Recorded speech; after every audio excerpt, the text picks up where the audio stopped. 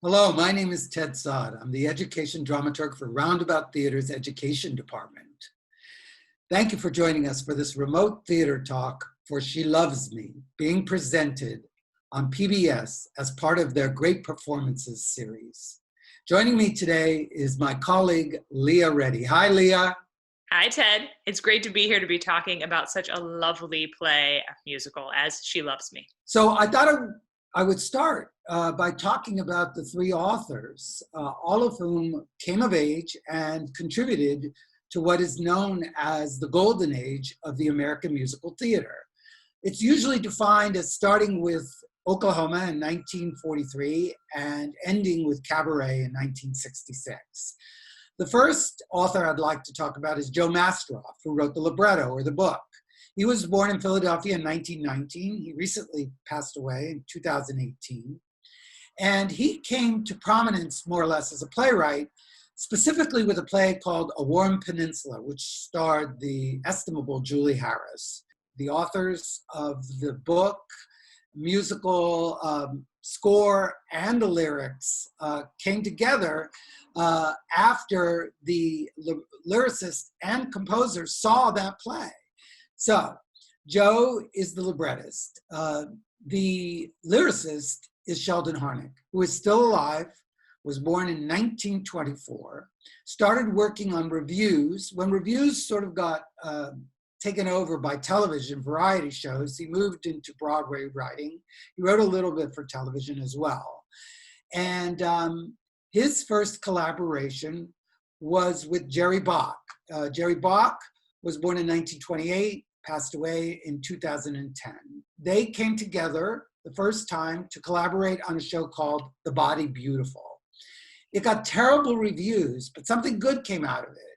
Stephen Sondheim, who was a colleague of theirs, also, working at that same time period, saw the show and reported to his friend Harold Prince that these two guys were very talented and he should go see their show. He did. And I guess the rest is history. I want to talk a little bit about the idea that She Loves Me really happened because of a movie called The Shop Around the Corner. But there are so many marvelous incarnations of this story.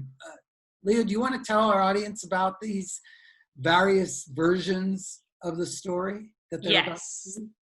So the basic plot of She Loves Me is two coworkers in a perfume store in Budapest, Hungary, in between World War I and World War II, intensely dislike each other as coworkers, but are, unbeknownst to themselves, romantic pen pals, and they fall in love. The plot and the story of She Loves Me actually originated in a 1937 Hungarian language play called Illatszertár. I think I am pronouncing it right. Back when we did these theater talks in person for this, I actually had a subscriber come up and help me with my Hungarian pronunciation on that. It translates to perfumery. The author was a man named Miklos László. That's how he's known in the United States. But he was actually born Nicholas Leitner in Budapest in 1903 to a German Jewish family. Miklos László was the Hungarian sort of styling of his name that he used in the US. And he was born wealthy, but his family lost their fortune. And so he had to support his younger siblings when he was a young man. And he worked a whole bunch of low-level jobs. And I think some of that comes out in the way he depicts the lives of these clerks at the perfume store. So it was a hit in Hungary, from what I understand. And then he immigrated to the US at the beginning of the Second World War. Obviously, he had some sense of what was happening around him in Europe. And he sold the story, the play, to the American director Ernst Lubitsch. László went on to be an MGM screenwriter. But it was Lubitsch who took it and had it adapted for the screen to become The Shop Around the Corner. 1940, starred Margaret Sullivan, Jimmy Stewart, and Frank Morgan, aka The Wizard of Oz. And that is what the writers Harnick and Bach and Mastroff adapted into She Loves Me. There are two other notable adaptations of this plot to keep in mind that you might be familiar with. The 1949 version with Judy Garland and Van Johnson. And I'm blanking on the name. Can you help me, Ted? Yes, In the Good Old Summertime. Yes, In the Good Old Summertime. that made some changes, set it in Chicago at the turn of the century, and used the popular songs of the turn of the century as sort of part of the vehicle. And then there was a 1998 adaptation by Nora and Delia Ephron called You've Got Mail, starring Meg Ryan and Tom Hanks, set on the Upper West Side of New York. And I have a personal anecdote for our subscribers about that movie. So back in 2012, 2013, I think, I've known Ted for a while now, he opened his email in the Roundabout Education office, and his email said, "You've got mail." And I had like not heard that since 1999. And I was like, who is still using AOL You've Got Mail? It was Ted. So I actually don't think of that movie without thinking about Ted. I ultimately did go to Gmail. So I'm in the 21st century now. You are in the 21st century now. The other thing to note before we move on is that in the past decade, Laszlo's nephew adapted a literal translation from the Hungarian into a play called Parfumerie, which has been done at regional theaters fairly successfully. So the story lives on in many different incarnations. Let's talk about the original production, because it was a producer named Lawrence Kasha who actually had the idea of taking the movie that you mentioned with Jimmy Stewart and Margaret Sullivan and adapting it to the musical stage. So he brought the idea to, I believe, whatever studio was the owner of the rights. And he wanted to hire Bach and Harnack to write the score and master off. They refused him at first because they said the writers weren't famous enough. Now, interestingly, Harold Prince, who was more or less known as a producer only at that point, came aboard and they gave them the rights. Now, Prince ultimately directed the original production of She Loves Me, and it's a rather fascinating story because he had only been a play doctor, a replacement for a musical that was in trouble out of town called A Family Affair. But he had done such smart work on it that his reputation as a possible director was enhanced by that very experience. He never was able to save that musical, but it started his career as a director of musicals, and his first musical was She Loves Me. There's so many marvelous stories about how the first musical played out. First of all, Gower Champion, who directed Hello, Dolly, was approached to direct it before Prince, but he said, "I'm too busy." So the producer and the authors decided to go with Prince. They said, let's take a chance on this guy. Now, interestingly enough, Gower calls them back right after they hire Prince and says, "I'm available." The other project fell through, and they were in a quandary. What do we do? But they decided to do, the thing with integrity. They had already offered it to Prince, and he was a formidable producer, and they said, well, we're going to stick with Prince. So that's a rather interesting tidbit about the original production. The other one is that they wanted Julie Andrews, as I understand it, to play Amalia in the original production, but she told them they had to wait 6 months before they wanted to start work on it. So they went with not an unknown exactly, but a very young Bar Cook, who's, if you listen to the original cast album, she's just spectacular. And the only other thing I want to tell you about the original, well, two other things. When they were out of town in pre-Broadway tryouts, they wrote the song Vanilla Ice Cream, which most people know and adore. They wrote it during the day. They gave it to Barbara. She said, well, I could put this in tonight because I'm writing a letter while this is being sung. So I'll just read the lyrics off the piece of paper, get an orchestration, and let's try it.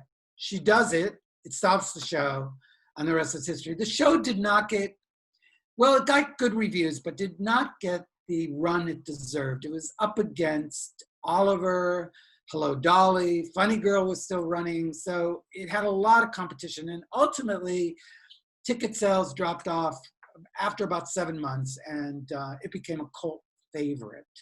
Do you want to talk about Roundabout's first production in the early 90s? Yes, I do.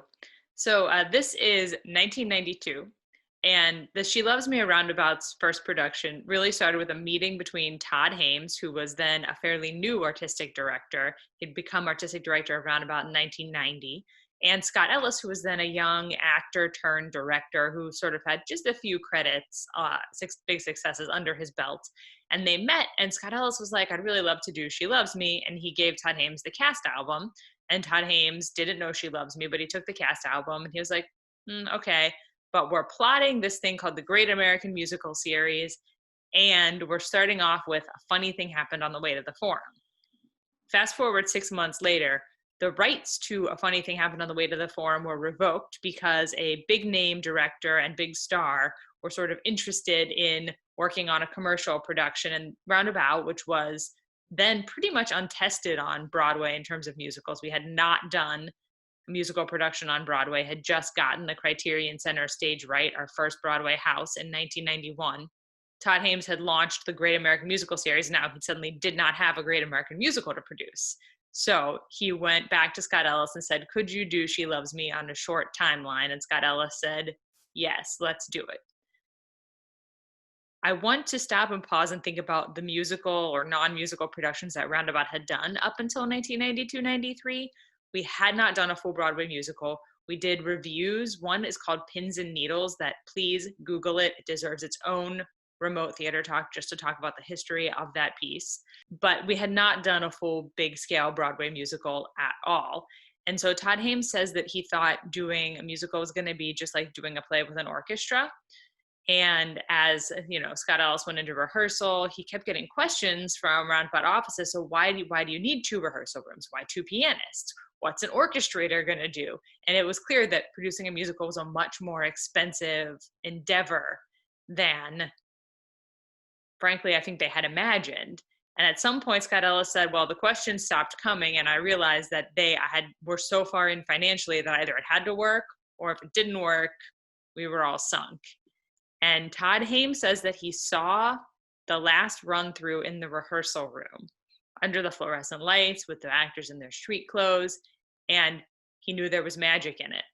And so he knew it was going to be good, and he hoped it was going to be a hit.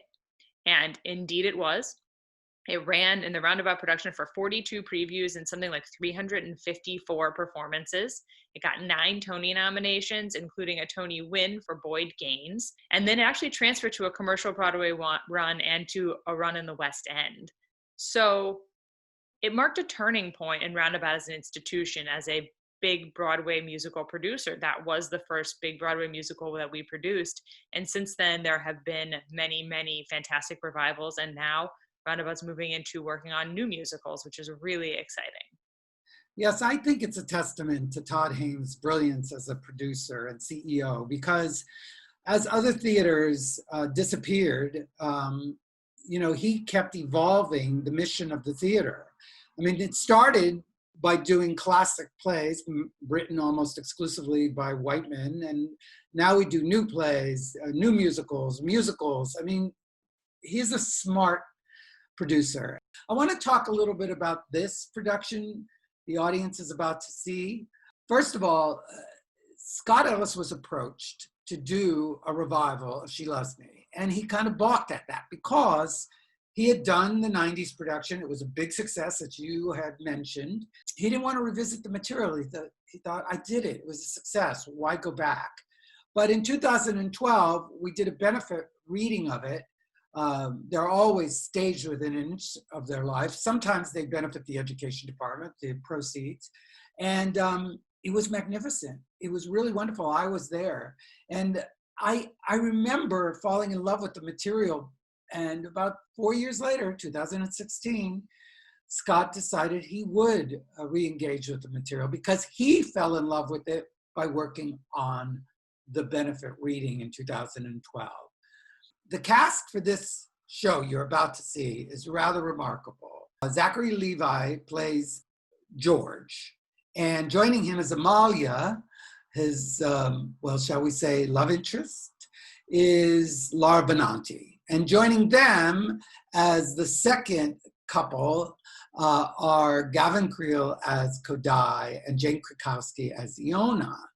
It's just a magnificent group of people.